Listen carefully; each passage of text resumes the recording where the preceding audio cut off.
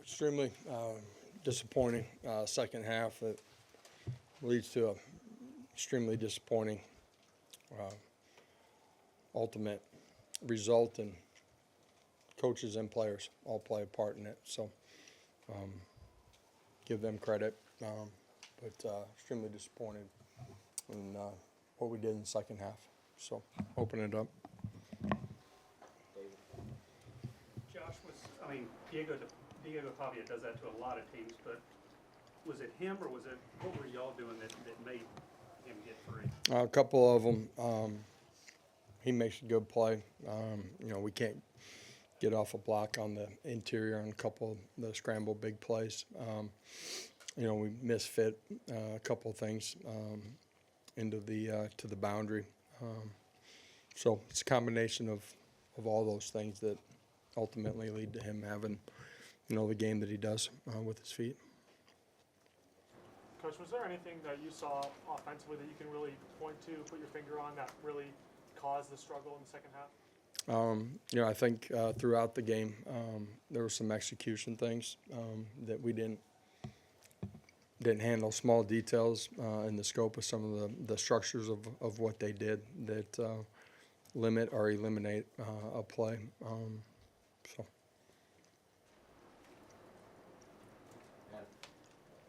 Josh, short of a big picture question, but give up nearly 600 yards tonight. Defense has had its issues this season. I'm not asking if you're making staff changes 10 minutes after a game, but defensively, does something need to change, you think, before next season in terms of personnel, scheme, plan, just some major changes? All right.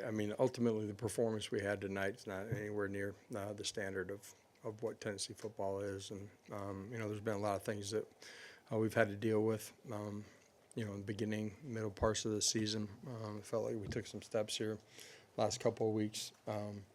But this one just wrapped up a few seconds ago, and it's my job to evaluate everything inside of our program. And I told our players we've had some disappointing results. But the second half was extremely disappointing. Coaches and players, not just one. Josh, with the second half, the defense tonight, what would you kind of point to as being the biggest issue for you all? Man, ultimately, you can look at the run game. You know what I mean? So it starts there, and getting off the field on third down. End of the first half, got to stop. Not smart football. Give them another set of downs, and they get 7 instead of kicking a field goal. And it's all those little things that add up to a result that you don't like, and looks like that on the scoreboard. This game at this level, it's small details, man.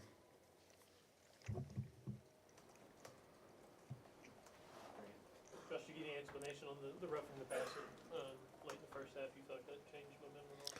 Yeah, I didn't truly see the play. They just said hit him in the head. So. Josh, I know your game just ended, but to kind of look this whole season, lose 3 home games, how disappointing is that? You guys only lost 4 games your first 4 years. Yeah, really disappointing that we didn't play the way that we're capable of and need to, and head inside of this stadium. David, another kind of big question on the season. Was this kind of a harder team to get a grasp on from week to week? Because it seemed like, I know you're always after consistency, and just the last 2 weeks alone. I thought we took some steps during the course of the year.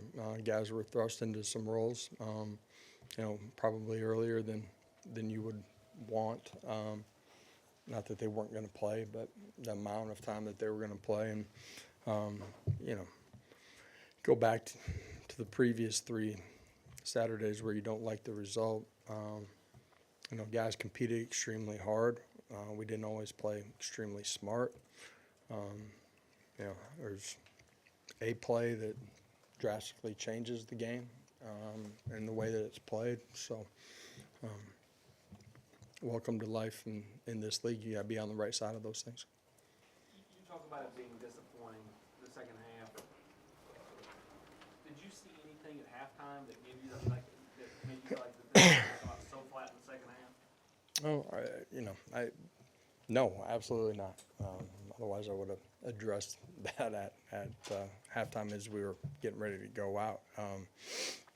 Again, the details in it and execution, all of us together, got to be better. Josh, what's the next week, 2 weeks like for you guys as staff and you guys as your team as you sort of transition away from a bowl game, but what's the more immediate pressing need for you guys? Yeah, we'll have a chance to meet with our guys and move forward as a program and, you know, revisit the season and look backwards before we look forwards to. What all goes into the personnel evaluations at the end of the season? How much does it change from year to year? Personnel evaluation, we'll do that as an entire program, and I'll certainly take a hard look at all of it. In today's world, in today's calendar, which is so different and so much going on, how much do you have to have, basically in the side drawer there, a list of potential names for you to go and try to hire coaches if you make a change or if somebody leaves your staff?